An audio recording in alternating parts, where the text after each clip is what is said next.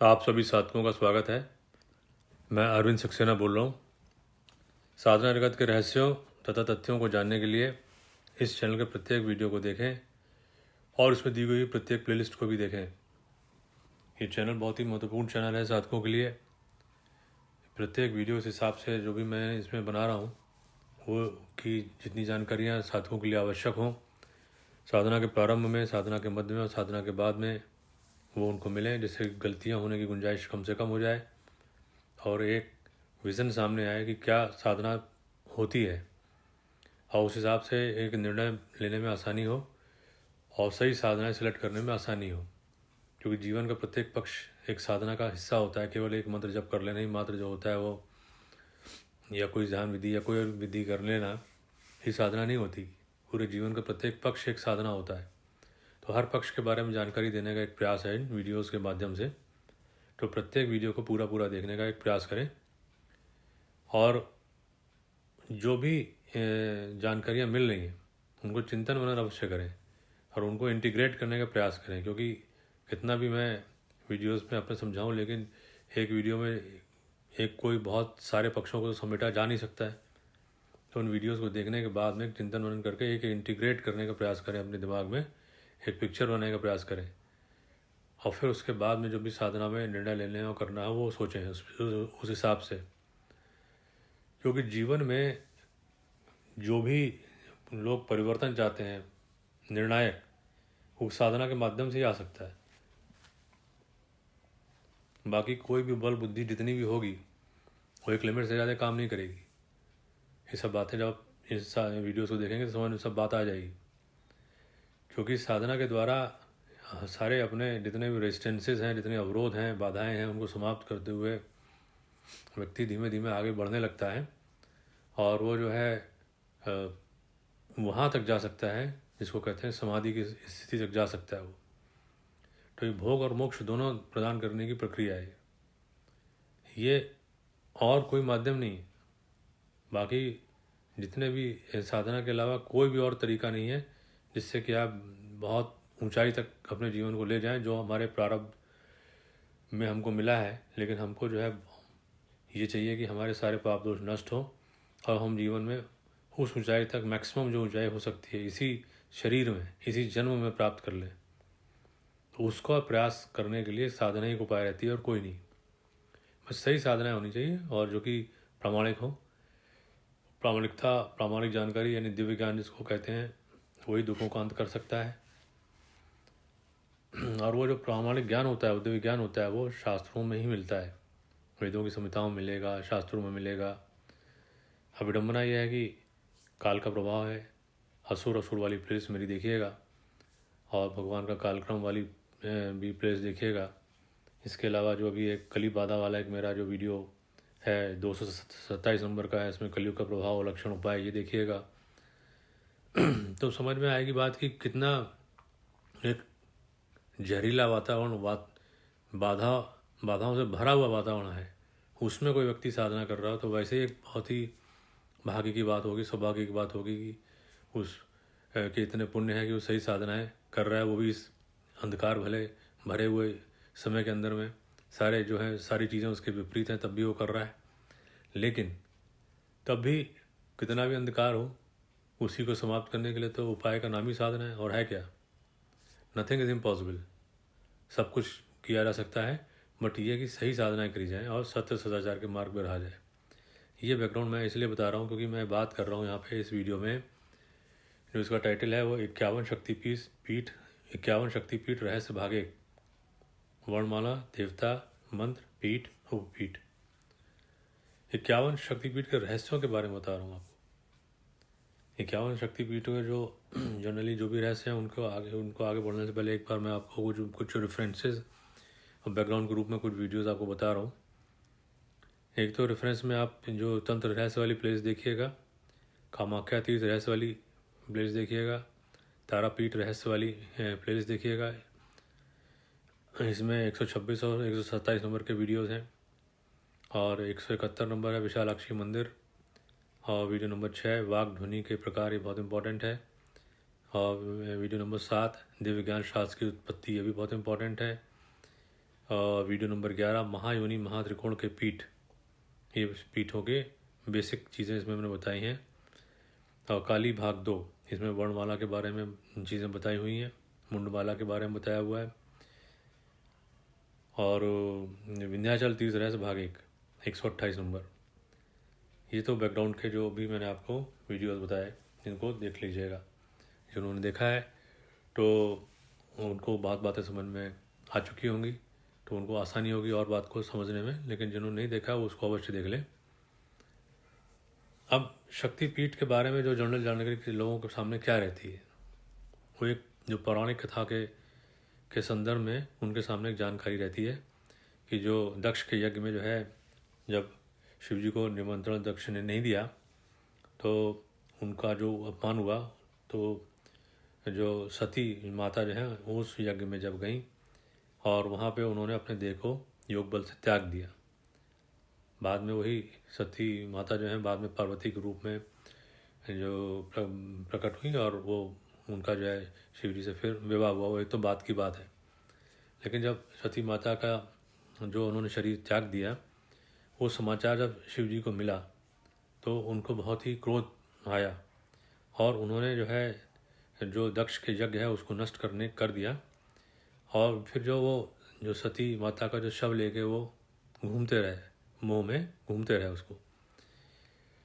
तो उससे क्या हुआ कि उनकी मोह, शिव जी के मोह की शांति करने के लिए और लोगों का कल्याण, जिससे विश्व का कल्याण हो, क्योंकि शिव जी अपना ध्यान और इस चीज़ पे न लगाएं, जो उनका मूल कार्य है संसार के लिए उस पर ध्यान दें। उसको ध्यान में रखते हुए जो भगवान विष्णु हैं उन्होंने माता सती के शव को, उनके विभिन्न अंगों को अपने चक्रों से काटा और जिससे कि वो जहाँ जहाँ वो अंग गिरे वहाँ जो भी वो पीठ बने, वहाँ पे शक्तिपीठ बन गए। तो इस प्रकार से कहा जाता है कि 51 पीठ बने इसमें।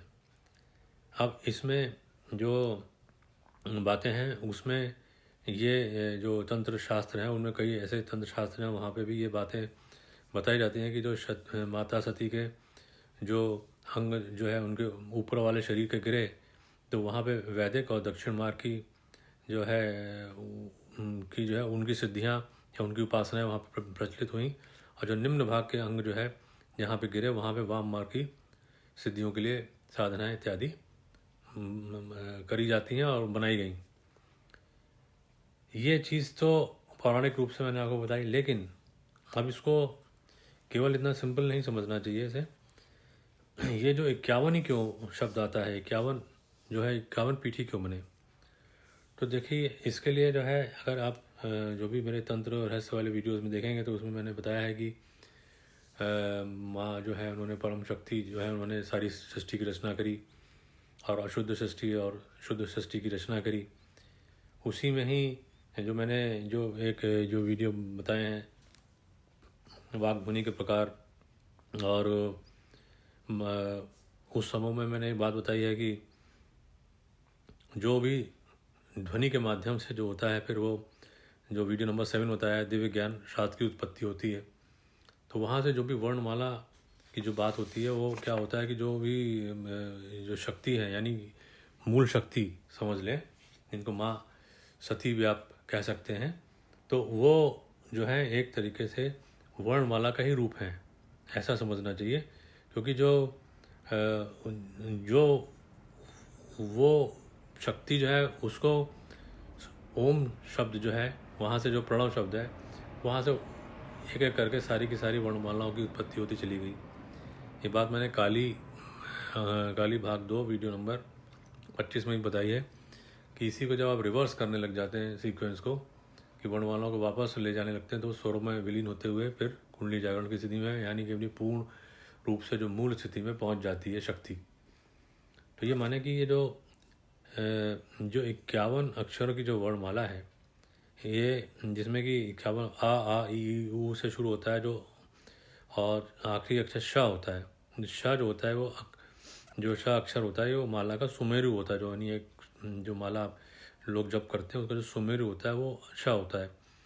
इसी माला के आधार पर जो है ये मानना चाहिए कि जो विभिन्न अंग जो हैं उनका पतन हुआ, जिनको कि हम शक्तिपीठ समझते हैं।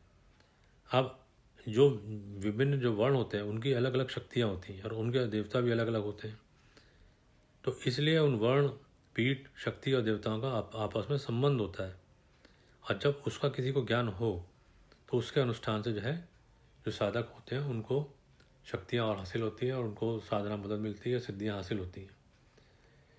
अपनी अपनी जो भी योग्यता है और जो भी उस साधक की और उसका जो जो योग्यता उसी के अनुसार यदि वो जो उसके जो इष्ट देवता हैं, मंत्र हैं, पीठ, उपपीठ, इनके साथ संबंध जब जोड़ा जाता है और साधनाएं करी जाती हैं, यदि ज्ञान है तो सिद्धियां मिलती हैं और साधना में और सफलता मिलती है।